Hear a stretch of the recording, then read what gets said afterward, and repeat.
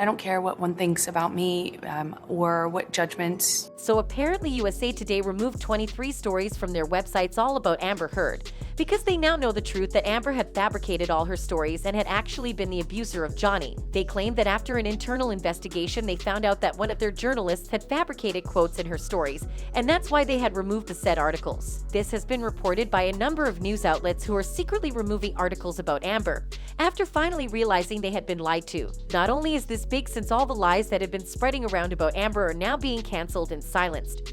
People are now opening their eyes to who the real victim in that toxic relationship was. It also showed us how journalists have been slacking in their work recently, and how the rise in YouTube and online journalism is going to be relevant in the near future. A fan tweeted, "It's disgusting that we get our news from these journalists who basically write whatever they want now. Too lazy to get a comment. Just say you tried. No good quotes. Just make up a whole person. WTF. How can we trust any of them? I now get my news from YouTube and skim." The public is ecstatic that finally, after 6 years of being tormented by the media, Johnny is finally finding the peace he deserves now that articles about Amber are being flagged down. A fan said on Twitter, "Finally, Johnny Depp deserves justice in law.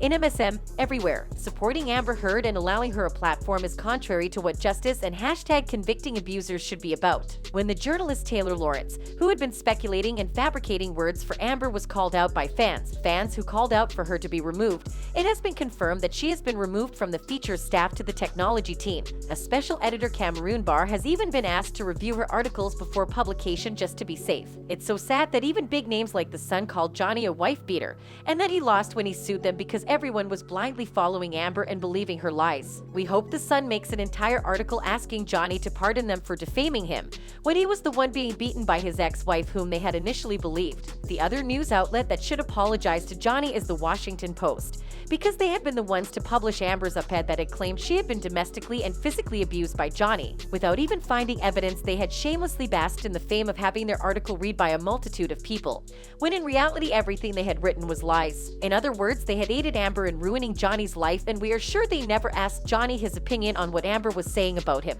After Johnny sued Amber for the op-ed post, 7 members of the jury all found Amber to be guilty of all the 3 charges against her, meaning they had looked at all the evidence, listened to all the testimonies, and found Amber to be a liar. After the verdict, she and her counsel, Elaine, have been appearing in court claiming that the verdict was unfair and that the judge was biased and the jury incompetent. Even the hosts of the shows have been seen not believing Amber and her team, and when Amber tried insinuating that the jury believed Johnny because he is a star and an amazing actor, Savannah, the host at NBC Today, shut her up by telling her the jury made a verdict without the dazzlement that is Johnny. Amber and her team are being called liars right at their faces, and everyone believes it's time for them to either stop lying or just come out with the truth as it really is. That's it for this video. Thanks for watching, and see you in the next one.